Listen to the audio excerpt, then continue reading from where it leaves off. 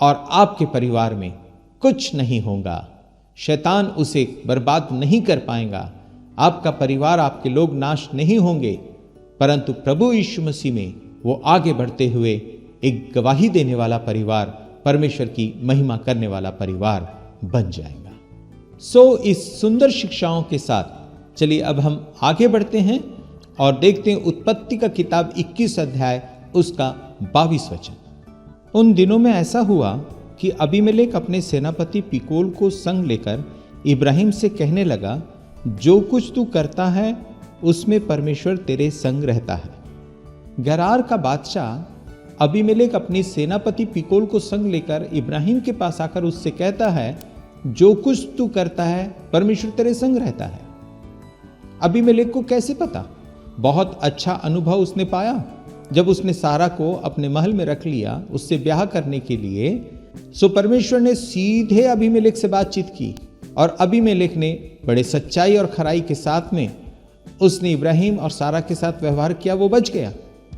फिर उसने इब्राहिम और सारा के घर में इसहाक को देखा और उसने देखा इब्राहिम 100 वर्ष का और सारा 90 वर्ष की है, तब भी उनके घर पे एक पुत्र उत्पन्न हुआ। अबीमेलेक और उसके सारे कर्मचारी इस बात को अच्छी तरह से जानते हैं, ये मनुष्य की ताकत नहीं, ये परमेश्वर के अनुग्रह की सामर्थ है। और जब उसने इन बातों को जान लिया, वो इब्राहिम के पास आया। चलिए देखते हैं आखिर इब्राहिम के पास वो क्यों आया। 23 वचन। अब मुझसे यहां इस विषय में परमेश्वर की किरिया खा कि तू न तो मुझसे छल करेगा और न कभी मेरे वंश से करेगा, परंतु जैसी करुणा मैंने तुझ पर की है वैसी ही तू मुझ पर और इस देश पर भी जिसमें तू रहता है करेगा। अबीमेलेक इब्राहिम से आकर शपथ खिला रहा है कि तू ना तो मुझसे, ना मेरे परिवार से, ना मेरे राज्य से कभी भी बुराई करेगा, मेरे वंश से भी कभी बुराई न करेगा, क्योंकि मैंने तेरे साथ भलाई की है। ऐसा वो इसलिए कह पा रहा है क्योंकि वो जानता है इब्राहिम और सारा के जीवन की गवाही से कि उनका परमेश्वर सामर्थी और सच्चा परमेश्वर है। इब्राहिम और सारा के जीवन की गवाही से, इसहाक को देखकर जब मेरे और आपके जीवन में परमेश्वर की महिमा दिखाई देती है, तब लोग परमेश्वर की उस महिमा के द्वारा हमारी भी महिमा करते हैं। तब वो हमारे समीप और हमारे पास आते हैं, वो हमारा नुकसान करने की सोच भी नहीं सकते, बशर्त मैं और आप उस परमेश्वर की योजना में न बल्कि बने रहें, परंतु उसकी योजना को पूरा करते हुए अपने कदम को आगे बढ़ाते रहें। अबीमेलेक बादशाह इब्राहिम के पास आया। अब इब्राहिम ने इन बातों को जब सुना, देखें इब्राहिम क्या कहता है। 24 वचन। इब्राहिम ने कहा, मैं किरिया खाऊंगा। 25। और इब्राहिम ने अबीमेलेक को एक कुएं के विषय में जो अबीमेलेक के दासों ने बरियाई से ले लिया था उल्हाना दिया।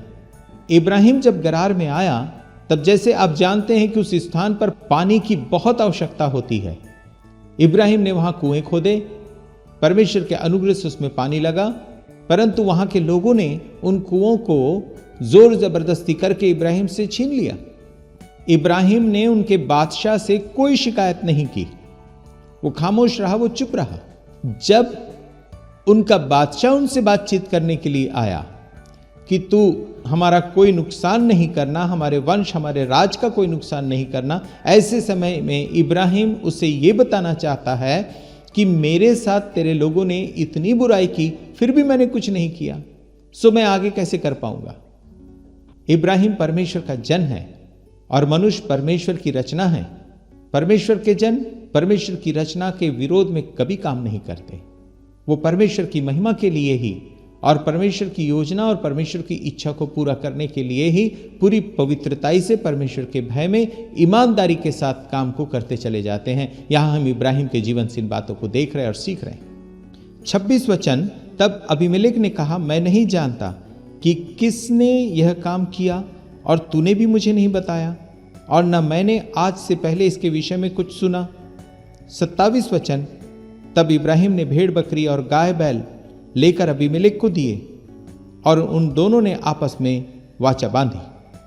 अब आप इन वचनों के द्वारा एक उत्तम शिक्षा को लेने जा रहे हैं, और वो ये है कि अबीमेलेक इब्राहिम के पास आया और इब्राहिम से कहा कि तू मेरा कोई नुकसान नहीं करना, इसके लिए तू शपथ खा। इब्राहिम ने कहा मैं शपथ खाऊंगा। पर इब्राहिम अबीमेलेक राजा को यह बताना चाहता है कि तेरे लोगों ने मेरे साथ बुराई की, तब भी मैं चुप रहा, खामोश रहा। अबीमेलेक राजा कहता है मुझे इसके विषय में कोई जानकारी नहीं है, मुझे कभी किसी ने इस विषय में बताया नहीं कि इब्राहिम के साथ ऐसी घटना घटी है। उसके बाद इब्राहिम ने उसे गाय, बैल, भेड़, बकरियां दी और दोनों ने शपथ खाई। यहां बड़ी गहरी बात देखने को मिलती, वो ये है कि इन बातों पर जो बातें बीत चुकी है, इब्राहिम और अबीमेलेक उस विषय में आगे बात नहीं कर रहे। इब्राहिम ने अबीमेलेक के इन शब्दों का कोई जवाब नहीं दिया, परंतु उसने शपथ खाया और बात को वहीं खत्म कर दिया, क्योंकि ये बातें वाद विवाद की है, तर्क वितर्क की है। ये इब्राहिम जानता है। इब्राहिम को पता है इन फिजूल बातों पर अगर हम अपना समय देंगे, ये समय व्यर्थ जाएगा और इन सब बातों से, तर्क वितर्क से बुराई ही पैदा होगी अबीमेलेक और इब्राहिम के बीच में। जो बात हो गई उसे खत्म करें और नए दिशा की तरफ में आगे बढ़ें। बहुत सुंदर शिक्षा इब्राहिम हमें दे रहे हैं। उन्होंने वाद विवाद नहीं किया और अपने कार्य को परमेश्वर की महिमा के लिए जो वो कर रहे हैं आगे बढ़ गए। 28 वचन, और इब्राहिम ने भेड़ की 7 बच्ची अलग कर रखी। 29 वचन, तब अबीमेलेक ने इब्राहिम से पूछा इन 7 बच्चियों का जो तूने अलग रखी है क्या प्रयोजन है? 30 वचन, उसने कहा तू इन 7 बच्चियों को इस बात की साक्षी जानकर मेरे हाथ से ले कि मैंने यह कुआं खोदा है। 31 वचन, उन दोनों ने जो उस स्थान में आपस में किरिया खाई, इसी कारण उसका नाम बेरशेबा अर्थात किरिया का कुआं पड़ा। 32 वचन, जब उन्होंने बेरशेबा में परस्पर वाचा बांधी, तब अबीमेलेक और उसका सेनापति पिकोल उठकर पलिश्तियों के देश में लौट गए।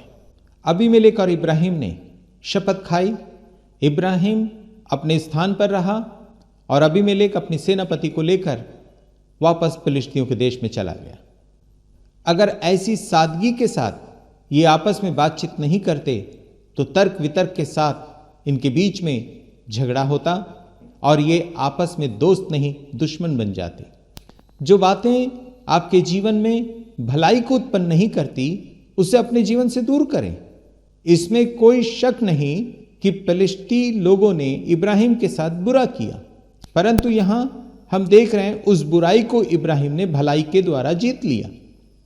अब जो कुआं उसने बेरशेबा में खुदवाया है, उस स्थान पर उसने अबीमेलेक के सामने इस बात की मान्यता प्राप्त कर ली। अबीमेलेक के सामने उसने ये कबूल करवा लिया है कि ये कुआं इब्राहिम का है और कोई उसे अब हाथ नहीं लगा सकता। बुराई को भलाई से जीत लो। तर्क वितर्क, वाद विवाद करने से कोई निष्कर्ष नहीं निकलेगा। जो बातें हमारे काम की नहीं हैं उसे छोड़ दें। प्रभु के वचनों को अपने साथ लेकर परमेश्वर के बताए हुए काम को करते हुए अपने मंजिल की तरफ आगे बढ़ जाएं। 33 वचन, और इब्राहिम ने बेरशेबा में झाऊ का एक वृक्ष लगाया और वहां यहोवा जो सनातन ईश्वर है उससे प्रार्थना की। 34 वचन, और इब्राहिम पलिश्तियों के देश में बहुत दिनों तक परदेशी होकर रहा। इस घटना के बाद इब्राहिम ने वहां एक वृक्ष लगाया और परमेश्वर का एक नाम वहां पर दिया, सनातन ईश्वर। जो आने वाले दिनों में वो झाऊ का वृक्ष इस बात का गवाह होगा कि इब्राहिम का परमेश्वर सनातन ईश्वर है, सर्वशक्तिमान ईश्वर है, प्रबंध करने वाला ईश्वर है, अपने वचनों को पूरा करने वाला ईश्वर है। इब्राहिम का परमेश्वर आपका परमेश्वर है। इब्राहिम के साथ जो घटना घटी है, अगर आप सच्चाई से और परमेश्वर के साथ वफादारी के साथ जीवन को बिताते हुए यीशु मसीह के द्वारा, यीशु मसीह की उन शिक्षाओं को, परमेश्वर के धर्मशास्त्र में दिए गए उन शिक्षाओं को लेकर अगर आप आगे बढ़ते चले जाएंगे, आपके जीवन में भी परमेश्वर की महिमा होगी, जैसे इब्राहिम के जीवन से हो रही है।